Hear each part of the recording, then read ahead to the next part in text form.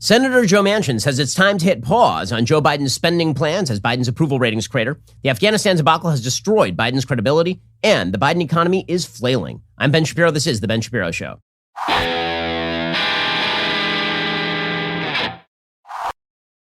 The Ben Shapiro Show is sponsored by ExpressVPN. Your data is your business protected at expressvpn.com/Ben. We'll get to all the news in just one moment. First, this is your reminder that your data is indeed vulnerable to people who are not you online. And you're constantly using the online world, right? You're making payments or you're sending emails. Well, all of that data is accessible by people who are not you, whether we're talking about your ISP or whether we're talking about hackers. Every time you connect to an unencrypted network in cafes, hotels, airports, etc., your online data is not secured. Any hacker on the same network can gain access to and steal your personal data, passwords, financial details, you name it. And today, it doesn't take advanced technical knowledge to hack somebody. Just some cheap hardware is needed. A smart 12-year-old could do it. That's why I recommend ExpressVPN. ExpressVPN creates that secure, encrypted tunnel between your device and the internet so that hackers can't steal your sensitive data. Not only is it incredibly secure, it is also super easy to use. Just fire up the app, click one button to get protected. ExpressVPN works on phones, laptops, tablets, and all your devices so you can stay secure on the go. Secure your online data today by visiting expressvpn.com/Ben. That's expressvpn.com/Ben. You can get an extra 3 months for free against expressvpn.com/Ben. Already, well, we are very early on in the Joe Biden presidency, and it seems like this thing could be theoretically kind of over already. It is pretty obvious that next year, Republicans have a solid leg up when it comes to the possibility of taking the House. It now looks as though they have a very solid shot of taking the Senate if polls are to be believed from places like New Hampshire, where John Sununu is now up something like 7 or 8 points on his Democratic opponents. If Republicans take back Congress, Joe Biden effectively gets nothing done for the next couple of years, which means he has a very short window of time to ram things through. Here is the problem. In order for him to ram things through, he needs complete solidarity, particularly in the Senate, where he has a 50-50 split with the Republicans, with Kamala Harris, his vice president, breaking the tie. Again, that wouldn't have happened if Donald Trump had not intervened in the Georgia Senate races and talked all about how Georgia's voting system was a complete waste of time and all of this. But put that, be that as it may, put that aside. The bottom line here is that he still has a very, very narrow pathway to getting things done in the United States Senate. And that requires solidarity among Democrats. In order to cudgel people like Kyrsten Sinema and Joe Manchin into doing what Joe Biden wants, he really needs to have some coattails. Joe Biden himself needs to have coattails. Because here's the thing. When it comes to things like budget reconciliation, you can do this thing with 50 votes. Pretty much everything else, you require 60. Manchin and Sinema, who are both from red states. Sinema, you might say, is from a purple state, but one of the reddest states in the country is West Virginia. Neither of them are going to break the filibuster. They've made this very clear over and over and over, no matter how many times the activist media asks them about it. So that means that basically everything has to get done through budget reconciliation. Well, the giant omnibus packages that are being pushed by Joe Biden are not on their face particularly pleasant for either of those senators, for either Sinema or for Manchin. They're not popular in Arizona. They're not popular in West Virginia. And remember, senators are not answerable to the quote-unquote national polling. They are answerable specifically to the people who are in their own states. So the chances are that Manchin and Sinema are not going to be super happy with these giant policy proposals, which means the only reason why they would do what Joe Biden wants is if they believe that Joe Biden's coattails are strong enough to carry them through, even in red/purple states, that he is overwhelmingly popular, and therefore they will be able to go back to their voters and say, we did all of these things because Joe Biden told us to do all of these things, and therefore it is good that we did all of these things. If Joe Biden's popularity craters, therefore, his chances of being able to ram through his agenda completely fall apart. If he had a broader majority, maybe his approval ratings wouldn't matter so much. But his approval ratings matter an awful lot, especially because waiting in the wings, and everybody knows this, is Kamala Harris, who's a deeply unpopular politician. So if you're Joe Manchin charting your political future and thinking to yourself, am I still here in 4 or 5 years? Do I get reelected? You going to hitch your wagon to Joe Biden and Kamala Harris? Or are you going to chart your own course? Same thing for Kyrsten Sinema over in Arizona. She has pretty good approval ratings. The reason she has pretty good approval ratings is because she's seen as a sort of Democratic version of John McCain. She's sort of a maverick character willing to buck her own party and say tough things to the people inside her own party about, for example, the filibuster or about too much spending. So this now puts enormous power in the hands of Joe Manchin, and that power only grows when Joe Biden is not good at his job. So that means it matters an awful lot whether Joe Biden is liked or whether he is disliked on the national stage. And that's why it matters that his poll numbers have been absolutely cratering. Now, they're cratering for basically one specific reason and then one general reason. So the specific reason is because of Afghanistan. The general reason is because Joe Biden is a houseplant. So he was elected because he was a houseplant, right? But he was a houseplant who's supposed to provide stability. The thing about houseplants is that they are barely alive, they cover the water stain, and they don't move around a lot. You don't have to worry about the houseplant. You leave the house for work in the morning, you come back, the houseplant's in exactly the same place. Maybe it's grown a little bit. That's pretty much it. But Joe Biden, elected as a houseplant, is actually turning out to be the plant from Little Shop of Horrors, right? He's eating everything else. In terms of policy, he's very much alive, even though in terms of sentience, he is not. And so if you voted for Joe Biden, or if you are somebody in the middle who's kind of warm to Joe Biden, you're kind of getting the worst of both worlds. You're getting the non-sentient, non-charismatic president, right? He's not like Obama in any of the areas of charisma or magnetism or personal draw. And you're getting the radical policy of Barack Obama, except on steroids, because actually Joe Biden's policies are way more radical than Barack Obama's were at this point, even in his presidency. And Obama was really radical on policy this early on in his presidency. And so every time Joe Biden now appears and seems to be doddering his way through a press conference, it hurts him rather than helping him. If you were a moderate and he were doddering his way through, people would be willing to say that that's kind of a feature, not a bug. All right, he's doddering, but the reason he's doddering is because we elected somebody to dodder. The whole point is we wanted somebody who moves slowly, incrementally, somebody who is not going to be threatening. Okay, but if he's threatening and also doddering, now it just seems like things are spinning out of control. And so every press conference that he has, where he seems incapable of holding it together, is a serious problem for him. That's why the Afghanistan debacle made so clear that he is just not in control, right? Even when he makes a call, those calls are so incapable of meeting with any sort of good policy that this seems like an administration where the brakes have been taken off and you literally have an octogenarian in charge of the car driving directly at a crowd. And everybody's kind of freaking out about that, which means that if you're a moderate on the fence, if you're Joe Manchin, or if you're Kristen Sinema, you're like, I don't want to be in this car.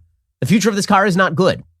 Okay, so let's go to the doddering of Joe Biden, and then we'll get to the policy of Joe Biden. So when it comes to the doddering of Joe Biden, he just continues to lie and futz around. It really is not good for him. All of these things add up.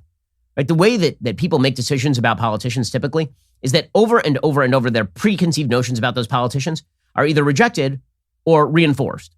Joe Biden every day is reinforcing the fact that he is not with us, that his policies are radical and he's not in control, that this is a car careening out of control, no brakes, octogenarian at the wheel who should have had his license revoked at least 5 years ago. Here was Joe Biden yesterday. He was doing a kind of meet and greet with a bunch of so-called Jewish leaders. I say so-called because a lot of the Jewish leaders that he was meeting with aren't particularly Jewish in any sort of religious sense. And they kind of lead Reconstructionist synagogues that don't reflect any of the principles of the Torah, that are not particularly interested in Jewish philosophy. But put that aside, Joe Biden is speaking to them, and he starts just telling lies about visiting the Tree of Life Synagogue. It turns out that he did not. The Tree of Life Synagogue, of course, was the site of the white supremacist shooting a couple of years ago. And he said he visited. He absolutely did not. He's just making things up. I remember spending time at going to the Tree of Life Synagogue, speaking with them. It just is amazing. These things are happening in America. Okay, and then he started doddering through a story about his daughter's wedding. He couldn't remember what was going on. It's very awkward. I mean, your grandpa is wandering off script. It's reminiscent. I think it's a Mitch Hedberg joke or a Jack Handy joke. That when I go, I want to go like my grandfather did, peacefully in his sleep, not like the passengers in his car screaming. That's the Democratic Party at this point, right? Here's Joe Biden again, kind of wandering off script into the cornfield. My daughter married a Jewish young man, and I dream of every Catholic father that she marry a Jewish doctor. But all kidding aside, he did. He's a great surgeon. And they played, and my mind's going blank now. What's the song that is played where everybody is on the chair? Everybody, what I can't remember it anyway. And that's the song that was played. So I don't know what the hell's going on here. Inspiring stuff there from the president of the United States. Very, very, very inspiring stuff. And then he added on top of this. He says, he starts talking about never again. Now, this is where you move from the senile to the rather unforgivable. Here's Joe Biden talking about never again, which, of course, is verbiage that is used surrounding the Holocaust, that we as the world will never allow this sort of stuff to happen again. I have some questions for Joe Biden about this particular perspective coming out of his face, his doddering, old, collapsing face. Here's the President of the United States. I guess the point I want to make is that it just shows that if we walk away from never again, it's going to happen again. It can't happen again. And so I guess the point I'm making is that the attack in Pittsburgh, those attacks, all anti-Semitic attacks, aren't just a strike against the Jewish community. They're a strike against the soul of our nation. Okay, I'm just going to point out, when he says we can't allow never again to happen, this is the same president who is currently attempting to cut a deal with the genocidal Iranian regime to allow them a pathway to nuclear weapons. Okay, this is the same president of the United States who is currently talking about opening a Palestinian consulate in Jerusalem, reopening the wounds of a process that has completely failed and incentivizing terror attacks in the region against Jews. This is the same president of the United States who, on another front, you want to talk about never again, just abandoned 38 million people to today's Nazis, the Taliban, who are literally going to go around just murdering everybody they don't like. This is already happening in Afghanistan right now. This is the same president who's been making kind overtures to China, which has become increasingly aggressive, meanwhile holding in Xinjiang 1 million Uyghur Muslims in concentration camps. So when this guy says, I'm anti, never again means something to me, no, it doesn't. It absolutely 100% does not. It's a bunch of words that he thinks he has to say in front of people. And here's the thing. He has no credibility on these issues. He just doesn't. His own administration has completely... Afghanistan is a perfect case in point. He literally just said, we're for human rights when we have to say things about it. But when we actually have to, do something basic like leaving 2,500 troops there with no actual combat casualties in a support role, then I won't do that. He is so unwilling to stand up for human rights. I mean, don't talk the language of human rights if you are literally unwilling to make even the most minute sacrifices on behalf of human rights. And not just human rights, by the way, American interests in Afghanistan, but as long as he's going to be saying never again. In the Jewish community, there's been talk for decades about why it was that the Allies didn't bomb the rail lines during the Holocaust. Why didn't the Allies send a few planes and just bomb the rail lines that were connecting various cities to the concentration camps? And the defense has always been, it was the middle of a war. You have to use those bombs where they are best utilized, namely against Nazi troops in more strategically necessary areas. That's an open argument, historically speaking. Okay, but here, we are not even talking about even that kind of sacrifice. We are talking about the United States of America leaving in place people who are already there, doing the things they were already doing to prevent people from being shot in the face for walking in the street without a veil. And Joe Biden wasn't even willing to do that. So no, I'm not particularly interested in hearing about never again from this doofus. I mean, his credibility is shot. It's shot. We're going to get to his credibility being shot on Afghanistan in just 1 second. First, as you know, I'm a big advocate of the Second Amendment. I believe that if you're a law-abiding citizen, you have an obligation to your family to learn how to use a gun and to own one as well, so you can protect yourself, protect your family, protect your rights. Owning a rifle is an awesome responsibility. Building rifles is no different. That's why I'm so impressed with Bravo Company Manufacturing. Bravo Company started in the garage of a U.S. Marine Corps veteran in Heartland, Wisconsin. The people at Bravo Company Manufacturing support the rights of private individuals to access the same tools as civilian law enforcement for the purposes of defending themselves, their loved ones, and their communities should a threatening situation ever arise. Bravo Company Manufacturing is not a sporting arms company. They design, engineer, and manufacture life-saving equipment. Every component of a BCM rifle is hand-assembled and tested by Americans in Heartland, Wisconsin to uphold Bravo's life-saving standard. I own a BCM rifle. Let me just tell you, it's a magnificent piece of machinery. And if I have to rely on a weapon, God forbid, to protect my family, I will be picking up my BCM rifle. To learn more about Bravo Company Manufacturing, head on over to BravoCompanyMFG.com. You can discover more about their products, special offers, and upcoming news. That's BravoCompanyMFG.com. If you need more convincing, check out the people who make their awesome products at YouTube.com/BravoCompanyUSA. I highly recommend BCM rifles. Go check them out right now, BravoCompanyMFG.com. All right, so speaking of Afghanistan, the administration just has no defense for itself at this point. In Ned Price, for example, the State Department spokesperson, he was freely admitting yesterday that the United States left several hundred U.S.-funded journalists in Afghanistan. How many of those USAGM employees were there, or contractors rather, and how many family members are there? So I don't have a firm figure with me. It has been reported publicly that there are several hundred involved in that group. Okay. Also, the AP's Matt Lee, who's pretty good foreign policy reporter. He also grilled Price, said, how many green card holders are stuck over there? You just don't care about those people anymore, apparently. You must have some estimate of LPRs who are still there, who want to get out. And if you don't, why not? Well, Matt, let me first start with this issue of the 100 to 200. I'm just asking about green card holders. Was there a decision made at some point to forget about those people No. and only allow U.S. passport holders in and onto into the airport through your checkpoints, not the Taliban checkpoints, but through your checkpoints and onto and onto planes? Because a lot of them feel like they frankly got screwed here and that they were lied to.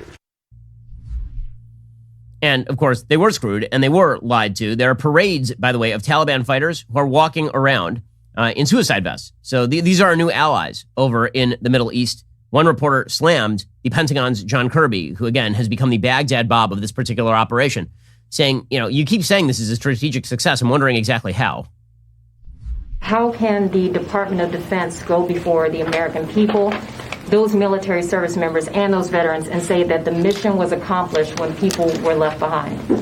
I think, Trace, we've been very clear that we don't believe the effort has concluded.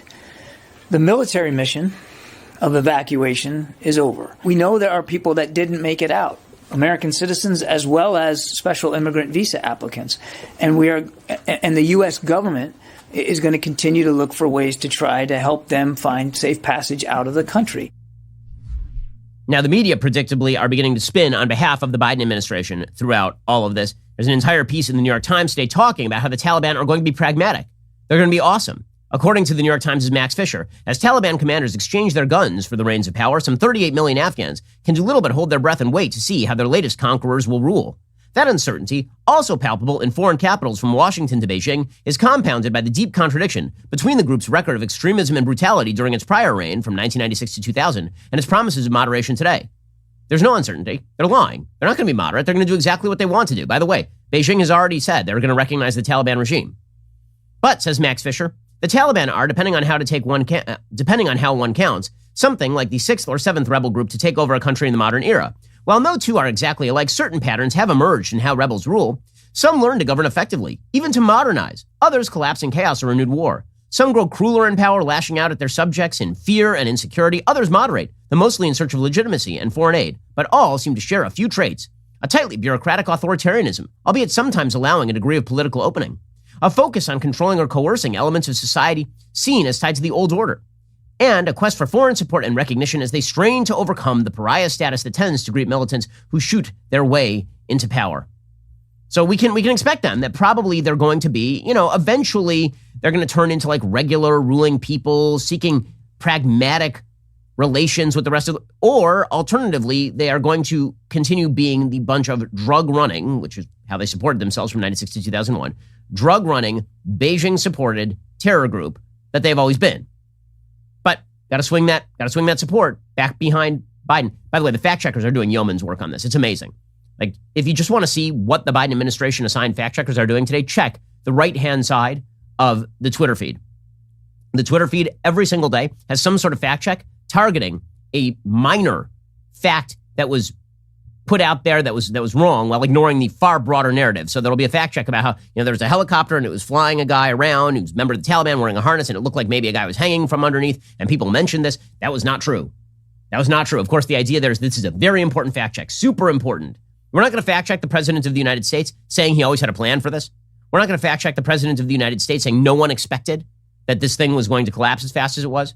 You're not going to fact check the president of the United States when he says this was historic success. Like, none of those things are worthy of a fact check. But it is worth a fact check that the person hanging from underneath the helicopter this time was not the body of an enemy. It was just a Taliban fighter, which means now it's good that they have our Black Hawk helicopters, obviously. The other fact check that made the rounds yesterday is the media attempting to defend Joe Biden for checking his watch repeatedly at the ceremony for the fallen at Dover Air Force Base. Okay, the USA Today actually had to change its own claim. They actually claimed it was outright false that Joe Biden checked his watch during the ceremony. Originally, they claimed it was outright false. Then it turns out there were multiple Gold Star family members who said, no, Joe Biden kept checking his watch over and over and over. I checked it 5, 10, 13 times during the actual ceremony honoring the fallen. So what did USA Today do? Did they revise their fact check? They only changed it to missing context. I'm not kidding you. They didn't say now that it's true that Joe Biden was checking his watch. They literally changed it to missing context. Here is their correction. This story was updated September 2nd to note that Biden checked his watch multiple times at the dignified transfer event, including during the ceremony itself. The rating on this claim has been changed from partly false to missing context. I was missing context, you see. It's amazing. They'll never just say Joe Biden checked his watch. By the way, the White House didn't even deny he checked his watch. Jen Psaki was asked about it. She avoided the question. But the media are in full spin mode for Biden because this has been very, very damaging for him. Don Lemon, who can always be counted on to defend the worst members of the Democratic administration, he said, Biden's getting beat up too much on Afghanistan. Man, it's not that big a deal. I mean, it's not like he's unvaccinated or something. I think people should stop beating up on the administration so much because no matter how it ended, everyone wasn't going to be happy with the way it ended. So if there's any silver lining in this, it's going to be what happens going forward. You can't change the past. You can't bring those lives back, as awful as that is. And so, I just think that sometimes, I think the administration is getting beaten up on this a little bit too much because there's a lot of blame to go around from 4 different presidents and who actually didn't have the guts to get us out of Afghanistan because they were afraid of this moment and what an exit might look like. Man, that guy is just journalisming everywhere, all over the Biden administration. All over their head. I mean, it's just wild, the levels of journalism that are going on right now there from Don Lemon. It's really, really well done. AOC, by the way, also defending the administration. So when AOC is defending Biden, things have gone wildly wrong for the administration.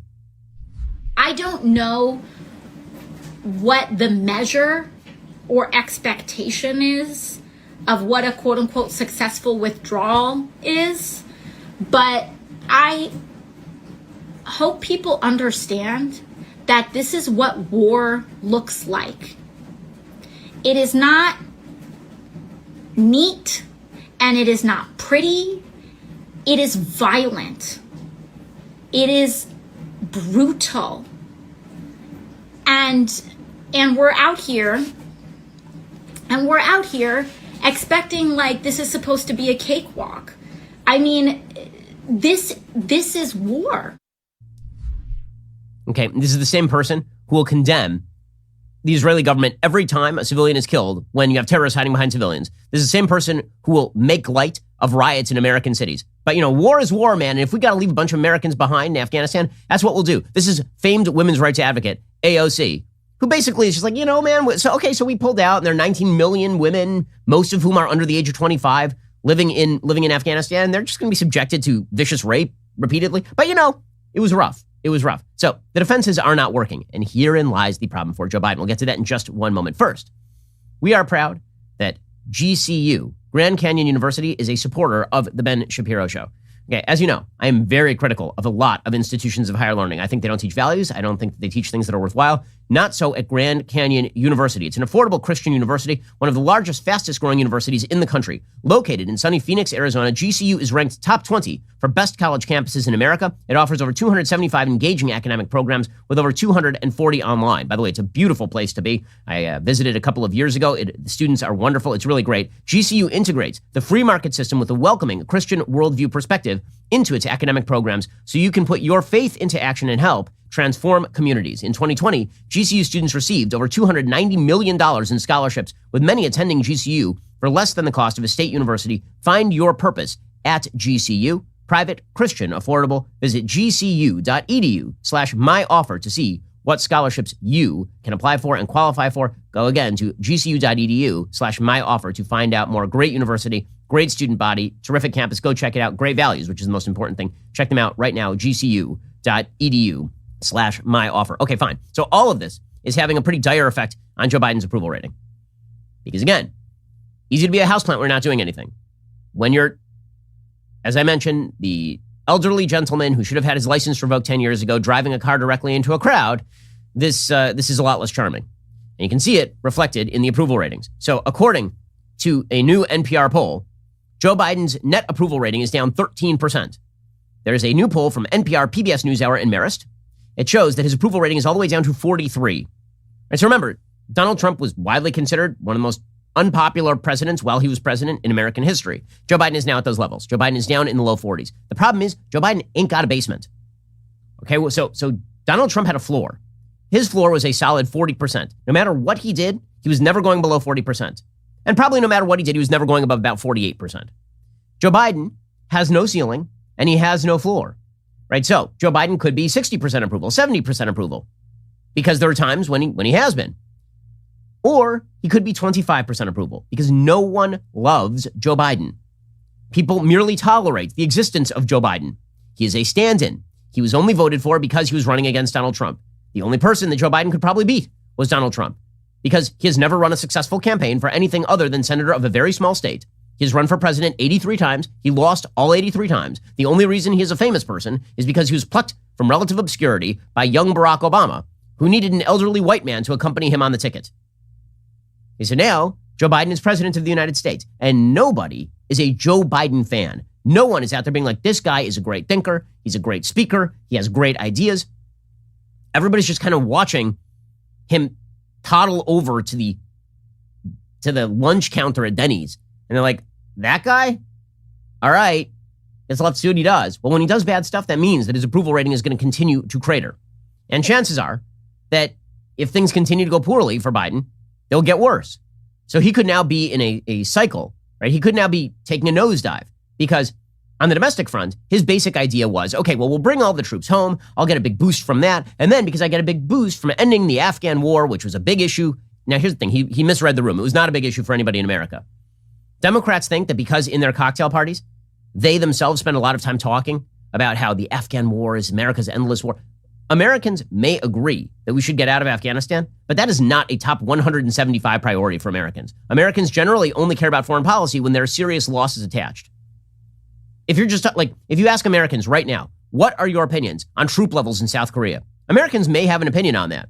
Maybe, in fact, they want some of the troops removed from South Korea. Is that anything that has crossed their mind in the last 25 years? Probably not. The same thing was true about Afghanistan. It had become another one of just America's protracted conflicts where we had troops on the ground and where we weren't suffering serious casualties and serious losses. Joe Biden made it a top priority, and he misinterpreted because he thought that by doing this, he would be garnering some sort of public support and earning political capital he could then expend at home. The problem is he actually lost political capital, and now he's running a political capital deficit, and he has no place to borrow from. The bank is closed. According to that poll, 71% of U.S. citizens deem the U.S. role in Afghanistan a failure. 61% disapprove of the president's handling of the withdrawal. 56% disapprove of his foreign policy as a whole. Those are brutal ratings. The president's approval rating dropped by 6 percentage points from Marist's August poll, in which Biden earned a rating of 49%. His support from Democrats has dropped by 5 points by 10 among independents. His approval rating has also dropped since July's approval rating of 50%. His net approval rating was +5 in August, +7 in July. He is now at -8. Since the U.S. withdrawal from Afghanistan, Biden has lost the support of the majority of independents, a key voting group Biden won in 2020. So that is a disaster area for Joe Biden. Meanwhile, in polls that are even worse for him, there's a poll out from ABC News, and it shows that a huge percentage of Americans now believe we are less safe. Okay, so Americans believe many things simultaneously, some of which conflict with each other. So, for example, a majority of Americans believe it is good to get out of Afghanistan, but then a huge majority of Americans also believe that we are now less safe because we got out of Afghanistan. Now, maybe that's a risk they're willing to take. I highly doubt it. I think that Americans only respond to the question that is put in front of them. This is one of the problems with polling. It is also true that when people answer polls, it's true in every social science study. Social science studies demonstrate that the worst kind of social science study is when people do a self-assessment. This is why, for example, there was polling recently on how many people had taken the vaccine, and it went racial group by racial group. And it said in the poll that a huge number of Black Americans had taken the vaccine. Well, the CDC has actually measured who has taken the vaccine by race. And it turns out that Black Americans are far less likely to have taken the vaccine. Very often people self-assess in self-flattering ways. This also happens with regard to foreign policy. So if you ask people, do you think that we are less safe now that we're out of Afghanistan? People will say yes. And if you ask them also, should we have gotten out of Afghanistan? They might also say yes. Right? There's no obligation for them to be ideologically consistent, consistency being the hobgoblin of little minds. Only 36% of Americans say the war was worth fighting. There were 77% who support America withdrawing, but 60% of Americans disapprove of the way that Joe Biden actually handled this thing. Now, the most, I think, important thing here is that when asked exactly whether they feel safer because of Joe Biden, which is the question for presidents, right? It is not whether they think that what he did is quote unquote right or wrong. 44% of Americans think the withdrawal left the United States less safe from terrorism. 8% think the country is safer as a result. I mean, that's pretty shocking, right? 44 to 8. 44% of Americans think that us withdrawing means that we are now less safe. 8% think we are safer. All of those are immediate members of Joe Biden's family and Tony Blinken's family. The rest see no difference, which means they don't care about the issue. Because if you care about the issue, it's pretty obvious we're not as safe as we were when we had those troops on the ground and the Taliban hadn't just provided a new terrorist safe haven. Okay, so what does this mean? It means, again, Joe Biden has no leverage over his own membership. None. Which means that Joe Biden could be in some serious trouble here, which is why yesterday Jonathan Chait was writing angrily about how Joe Biden's presidency might be ended by Joe Manchin. Why? Well, Joe Manchin put out an op-ed in the Wall Street Journal yesterday titled, "Why I Won't Support Spending Another $3.5 trillion." He says, the nation faces an unprecedented array of challenges and will inevitably encounter additional crises in the future. Yet some in Congress have a strange belief there's an infinite supply of money to deal with any current or future crisis, and that spending trillions upon trillions will have no negative consequence for the future. I disagree. An overheating economy has imposed a costly quote-unquote inflation tax on every middle and working class American. At $28.7 trillion and growing, the nation's debt has reached record levels. And by the way, it is amazing what the levels of national debt were going back historically. I mean, I remember when George W. Bush was blowing out the national debt and everybody was freaking out about it. And this is back in, 2000, 2003. We were spending tons and tons of money. The federal debt held by the public as a percentage of GDP in like 2003, 2004 was about 30%, 35%. Today, the U.S. national debt as a percentage of the federal GDP is approaching, it's well over 80% now. It's approaching 90 or 100%. These are shocking statistics, obviously. And if you look at kind of the 150-year view of the U.S. national debt, you can see that we are now up to actually 98.2% of GDP, right? Which is pretty unbelievable because of the amount of massive spending that we did last year and that we are about to do now. So we are entering really dangerous territory in terms of the national debt. Now, people on the left don't care because they think we can just print money forever.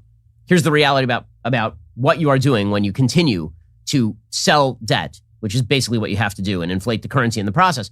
There's only a few ways out of this. One is you pay people back with inflated currency. You actually start digitally generating dollars and then handing those dollars to bondholders. The second is that you just radically raise taxes on people, including middle-class people. There just are not enough tax dollars at the top of the income spectrum. The United States has one of the most progressive tax systems on planet Earth. People in the top 1% are paying a huge percentage of the taxes. People in the top half are paying all of the taxes. People in the top 10% of income earners in the United States are paying all net taxes, meaning they get no government benefits and they're paying all the taxes. So you can't tax those people much more. So if you really want to spend the money that we're spending right now, you really have to broaden the tax base, which of course is going to hamper economic growth. Okay, so you can theoretically inflate the currency. You can theoretically raise your taxes, or you can get into a situation where you are defaulting. Now, the United States is basically hoping that we're still the best relative bet compared to the rest of the market, but this is also why the United States is not going to be in the future in favor of a lot of economic innovation like Bitcoin being used as an alternative currency, because it debases the United States currency and makes it less likely that Americans are going to invest their money in things like bonds. They're afraid that they're going to be paid back with inflated dollars. So why would I want to be paid back in inflated dollars? Why would that be something worthwhile? Okay, all of this we are cruising for a financial bruising, I guess is the story here, and Joe Manchin is correct about this. He says, over the past 18 months, we've spent more than $5 trillion responding to the coronavirus pandemic. Now, Democratic congressional leaders propose to pass the largest single spending bill in history, with no regard to rising inflation, crippling debt, or the inevitability of future crises. Ignoring the fiscal consequences of our policy choices will create a disastrous future for the next generation of Americans. Those who believe such concerns are overstated should ask themselves, what do we do if the pandemic gets worse under the next viral mutation? What do we do if there's a financial crisis like the one that led to the Great Recession? What if we face a terrorist attack or major international conflict? How will America respond to such crises if we needlessly spend trillions of dollars today? This is right. I mean, obviously, if you're going to fire financial bullets at crises, you should wait for an actual crisis. We are now at the tail end of the pandemic. There's a study came out today. It says probably upwards of 80% of Americans have some form of immunity to COVID, whether it's natural immunity or vaccine immunity. So what exactly are we talking about spending $5 trillion for right now? Says Joe Manchin, again, because he is a senator from West Virginia and not a senator from New York, instead of rushing to spend trillions on new government programs and additional stimulus funding, Congress should hit a strategic pause on the budget reconciliation legislation. A pause is warranted because it will provide more clarity on the trajectory of the pandemic. It will allow us to determine whether inflation is transitory or not.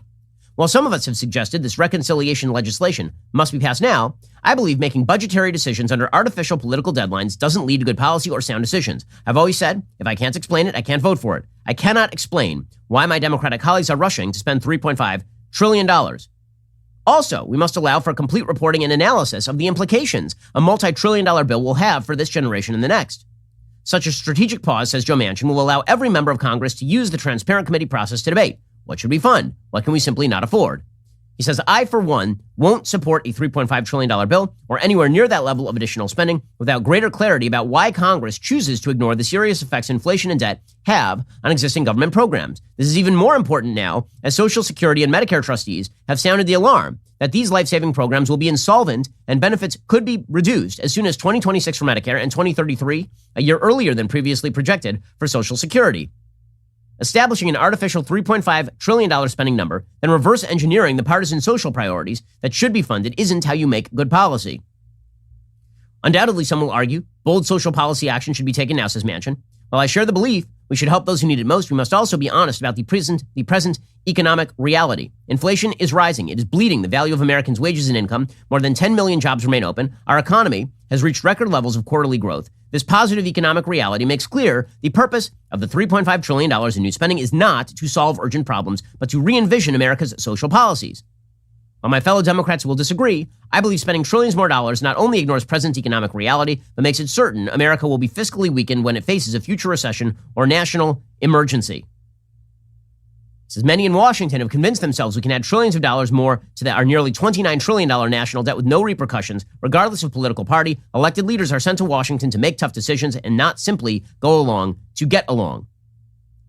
For those who dismiss my unwillingness to support a $3.5 trillion bill as political posturing, I hope they heed the powerful words of Admiral Mike Mullen, former chairman of the Joint Chiefs, who calls debt the biggest threat to national security. So Manchin is basically saying that Joe Biden needs to wait. Well, if this thing waits, do you think the conditions are going to get riper for people to vote for a $3.5 trillion bill? This thing needs to happen now. Everybody knows that it needs to happen now. This is why Democrats are freaking out. This is why Jonathan Chait has a piece titled, Joe Manchin has put Biden's presidency in mortal danger. He says the mercurial senator calls for a pause when Democrats desperately need to move fast. He says this is the most bearish indicator for Biden. He says Manchin's rationale for demanding a pause is farcical, et cetera, et cetera, et cetera. And it's really bad and it's super terrible.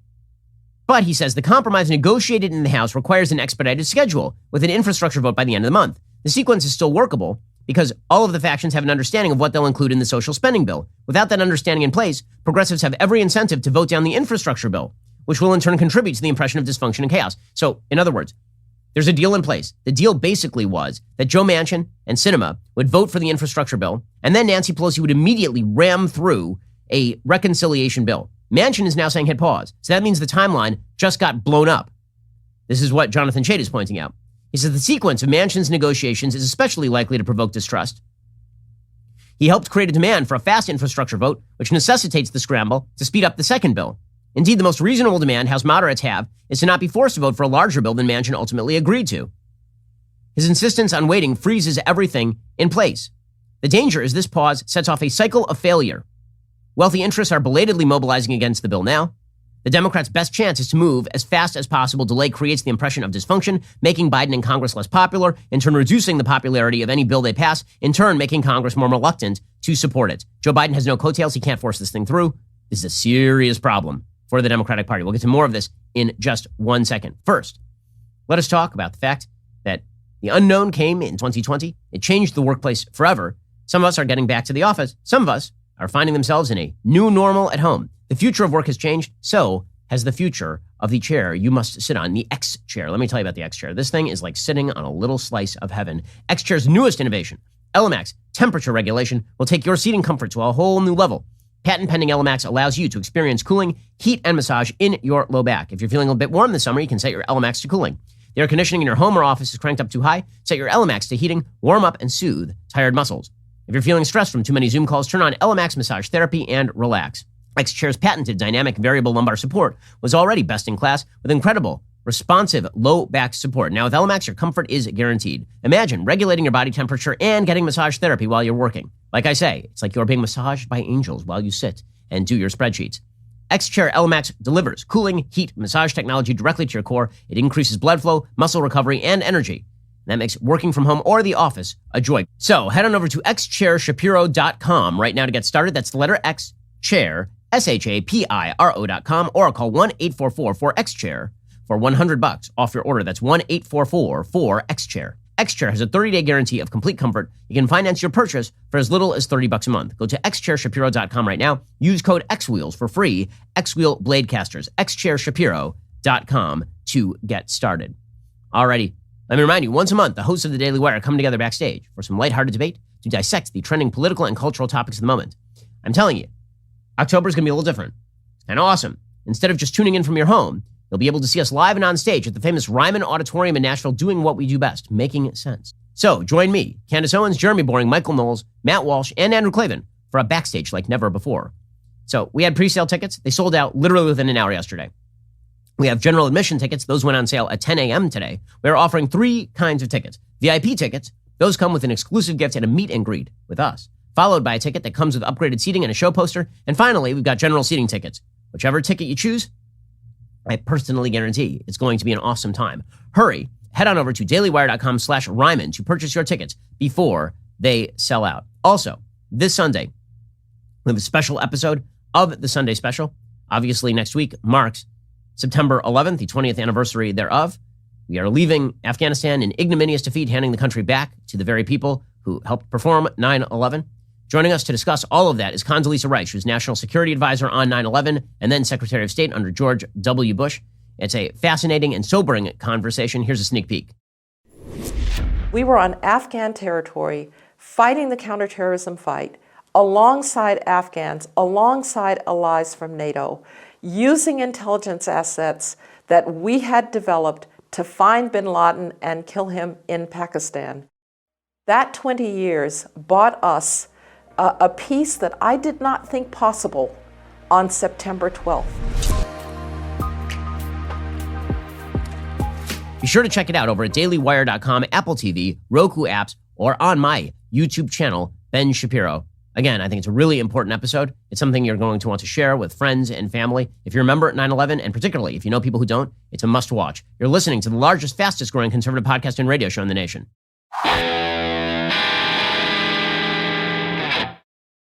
Alrighty, so in breaking news, by the way, the August jobs report is out. Complete fail. Complete, absolute, utter failure, which of course is not surprising because we are paying people to stay home. And then we're talking about inflating more. We're talking about more stimulus. We're talking about, by the way, telling people that they must stay home because of the pandemic when that is obviously not true. If you're vaccinated, you should not be afraid of other people who are unvaccinated because you're vaccinated. It's the whole damned point of getting vaccinated in the first place. So the reality, there's a reason why the states that are doing best in terms of the unemployment rate are all red states, and the states that are all doing the worst are the blue states. There's a reason for that. The August jobs report, how bad was it? Economists had forecast 725,000 jobs being created. Remember, there are 10 million open jobs in the United States right now. 725,000 jobs is what the economists had been forecasting. The actual number of jobs created was 235,000 jobs. They were off by a factor of 3. They're off by a factor of 3. That is a disaster area for the Biden administration. And again, they keep missing the mark. They keep missing it over and over. They'll have like one good month, and then they'll have 3 terrible months. That is because you have completely destroyed all of the incentive structures causing people to go back to work. You've destroyed supply lines. You're artificially boosting demand by pouring money into people's pockets. But you can tell, by the way, that sort of inflation is not actual price inflation. It's not sort of heating. It's not economic heating. You know how you know? Because if you look at the loan numbers, like whether people are actually taking out loans, the answer is no. People are not taking out loans under these circumstances because they're afraid they're not going to be able to pay them back. And that is because the underlying fundamentals that are being created by the regulate and spend and tax Biden economy are a lot weaker than the fundamentals of an economy that was much more laissez-faire under Donald Trump. This is wild. I mean, so the Fed is now saying that the August jobs report was a failure, but because of that, they're going to keep buying assets. Did it ever occur to them that the reason the jobs report's a failure is because you keep inflating the currency? It's because you keep paying people to stay home? It's because of unemployment benefits? It's because you're creating enormous pressure for businesses to spend more money than they are actually taking in on employees? Like, this is all causing inflation, of course, and but they're saying it's transitory, which is fine. Terrible news for the economy. Not a shock. The unemployment rate fell to 5.2% in August from 5.4% before, according to the Bureau of Labor Statistics. There's a reason why Bitcoin, by the way, just rose past $50,000 per Bitcoin. The reason for that is because people are now investing in some form of more solid asset than the United States dollar, given what the federal government is doing right now.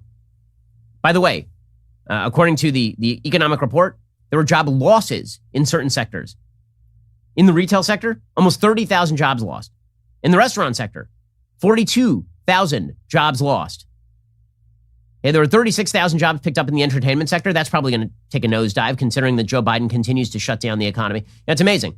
What the people in the media, they're going to attribute this to the Delta spike.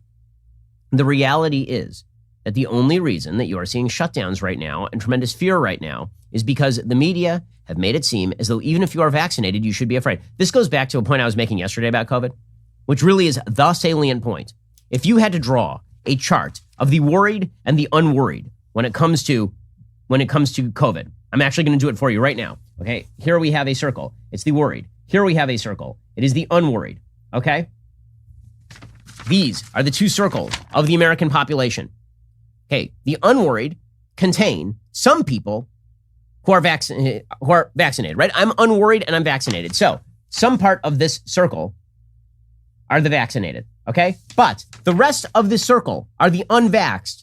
The entirety of the people who are unvaxxed are unworried. I say that because if they were worried, they would go get vaxxed. It is the best solution to your worry is to get vaxxed. Okay, but then if you look at the circle of the worried, the entire circle is vaccinated of the worried. Okay, the entirety of the circle is vaccinated. So right now, you have the Biden administration basically telling the vaccinated to shut down the economy, worry about the vaccinated, worried. Okay, but those are the people who shouldn't be worried. We're now at the point where if you are a sentient adult in the United States and you don't have some unbelievably severe pre-existing condition in which your doctor says you shouldn't get a vaccine, you now have the option to do whatever the hell you want. If the economy is shutting down, it's because of Joe Biden. Joe Biden's credibility is shredded. He said he was going to stop the virus. He has not. He said that he wasn't going to kill the economy. He has. He has said that he was going to shore up our credibility on the international stage. Not only has he not done that, he's destroyed our credibility on the international stage. And now all the big hopes that he had for restructuring the nature of American government, they ride on Joe Manchin and Kyrsten Sinema. And this is an unsuccessful failed presidency, and we are not even a year in. That houseplant is beginning to wilt in serious fashion. Alrighty, we'll be back here later today with an additional hour of content. First, you cannot forget to end your week by checking out The Andrew Klavan Show. Drew's show is every Friday. He's got an exciting evening planned for you. Head on over to dailywire.com at 7 p.m. Eastern, 6 p.m. Central. Tune in. I'm Ben Shapiro. This is The Ben Shapiro Show. If you enjoyed this episode, don't forget to subscribe. And if you want to help spread the word, please give us a 5-star review and tell your friends to subscribe too. We're available on Apple Podcasts, Spotify, and wherever you listen to podcasts. Also, be sure to check out the other Daily Wire podcasts, including The Andrew Klavan Show, The Michael Knowles Show, and The Matt Walsh Show. Thanks for listening. The Ben Shapiro Show is produced by Elliot Feld. Executive producer, Jeremy Boring. Our supervising producer is Mathis Glover. Production manager, Pavel Wydowski. Associate producer, Bradford Carrington. Post-producer, Justin Barber. The show is edited by Adam Sayevitz. Audio is mixed by Mike Coromina. Hair and makeup is by Fabiola Cristina. Production assistant, Jessica Kranz. The Ben Shapiro Show is a Daily Wire production. Copyright, Daily Wire 2021. Hey everybody, this is Andrew Klavan, host of The Andrew Klavan Show. You know, some people are depressed because the republic is collapsing, the end of days is approaching, and the moon's turned to blood. But on The Andrew Klavan Show, that's where the fun just gets started. So come on over to The Andrew Klavan Show and laugh your way through the fall of the republic with me, Andrew Klavan.